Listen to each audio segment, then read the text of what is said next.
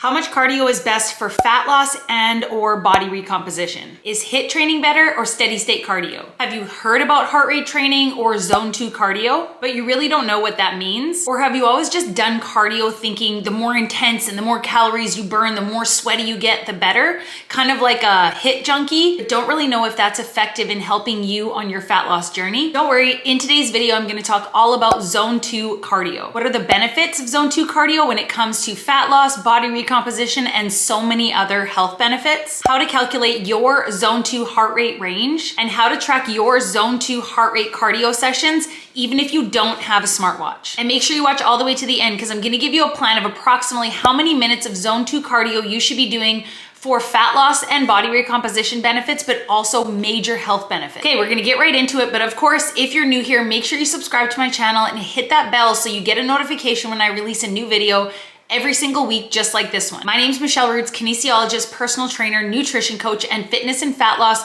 motivation specialist and mom of 2 baby boys. And this channel is all about helping you on your fitness and fat loss journey by taking all of the information and breaking it down for you in the simplest way to understand. So of course, if you find this video helpful, make sure you give it a like. If you have any questions, leave them in the comments below or feel free to shoot me a DM on Instagram. I'm always happy to help you guys out. Let's start out by talking about what is zone 2 cardio. What does that even mean? So when we are looking at heart rate training or when you are actually doing cardiovascular exercises, you're usually in one of 5 heart rate zones, with zone 1 being warm up or cool down, very low intensity, about 50 to 60% of your max heart rate. Don't worry, in a minute, I'm gonna show you exactly how to calculate your max heart rate so that you can figure out these training zones for you. And then we have zone 2, which is working at a comfortable pace where you can kind of hold a conversation, but you might get a little bit out of breath, and that's in a range of about 60 to 70% of your max heart rate. And then we have zone 3, which is a little bit more intense. You're looking at 70 to 80% of your max heart rate. So you might not be able to hold a conversation, maybe a few words here and there, definitely out of breath. Then we have zone 4, which is 80 to 90% of your max heart rate. So it's pretty intense. Consider it like a sprint. And then we have zone 5, which is your max heart rate. Pretty much you're about 90% of your max heart rate.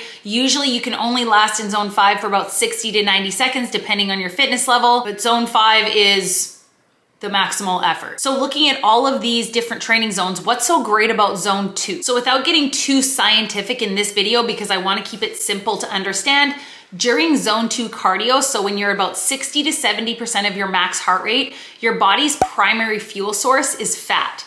You are gonna be using a little bit of stored carb, but the primary go-to fuel source is fat. And then once you get a little bit more intense, so again, you're pushing yourself a little bit harder, 80% of your max heart rate, you're moving into zone 3. And that's when your body switches over from using fat as its fuel source to carbohydrates, so glucose that's stored in the muscles. So zone 3, zone 4, zone 5, your body is primarily using carbohydrates to fuel you through those zones. Hence why marathon runners or athletes who are going to be doing a long period of intense exercise or cardiovascular work, you hear about carb loading. So they're going to be eating a lot of carbs the night before a run in order to increase the amount of stored glucose in their muscles. But when you're working in what's called zone 2, you are under what's called your lactate threshold. And zone 2 cardio is often overlooked because it seems too easy.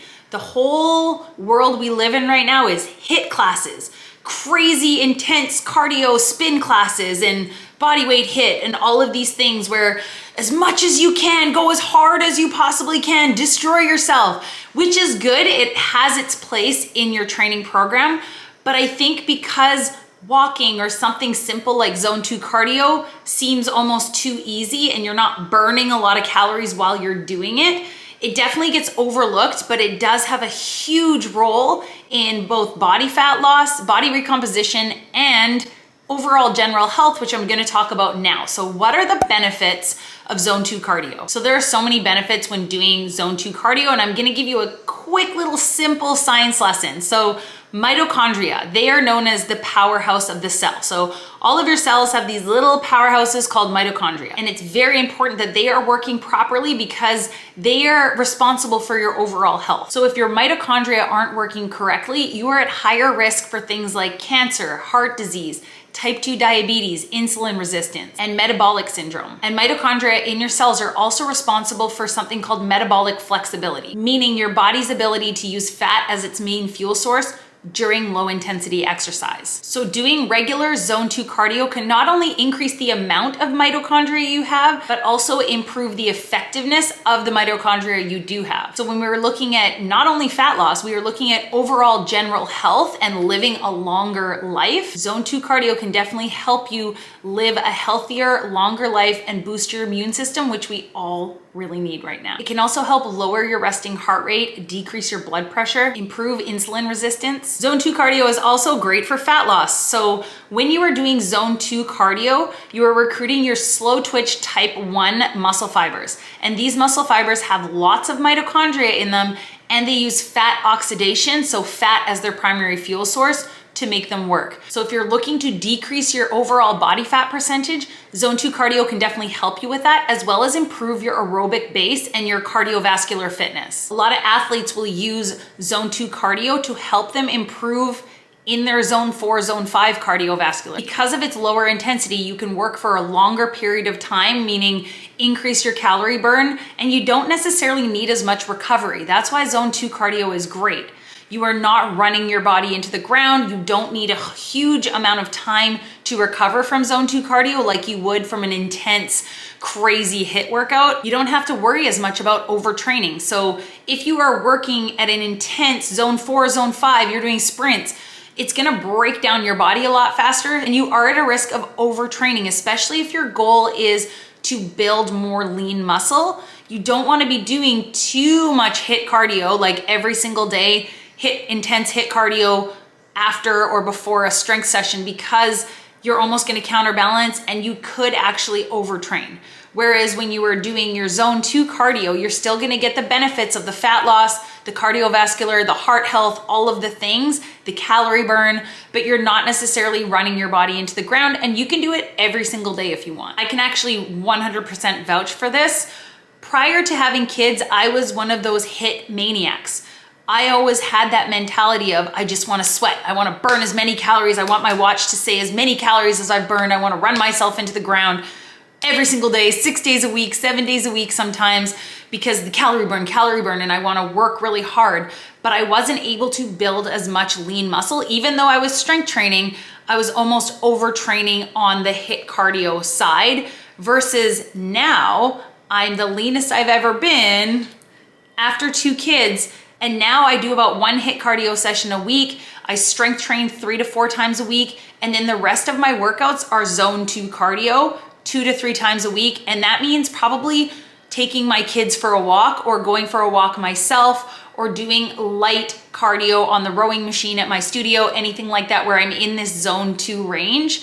And I have definitely seen the change in just my own body and my own body recomposition. I talk all about my transformation, especially after having my second baby, in this video I just posted last week. If you wanna know more about how I transform my body after having my second kid, I'll link that video in the description below if you wanna check it out next. I also keep talking about body recomposition in this video. If you're not actually sure what body recomposition is and you don't know what I'm talking about, check out this video right here. I break down body recomposition, put briefly, decreasing body fat, increasing lean muscle to appear more lean, but I'll link that video in the description below for you as well. So now that we know zone 2 cardio is great, we know everything that it'll do for us, how do we calculate what our zone 2 is? So everybody is different. Remember, your zone 2 is not the same as your best friend's zone 2, your husband's zone 2. Everybody is different, but I'm gonna show you exactly how to calculate it. So first thing we wanna do is figure out your max heart rate. So that means basically the amount of times your heart can beat in 1 minute when it's under extreme stress. Now there are 2 ways to do this. There is the basic way that I actually learned in university about 15, 16 years ago, and it still works, but since then there's been more research that have come out, so I'm gonna give you both ways. You can decide which one you wanna do.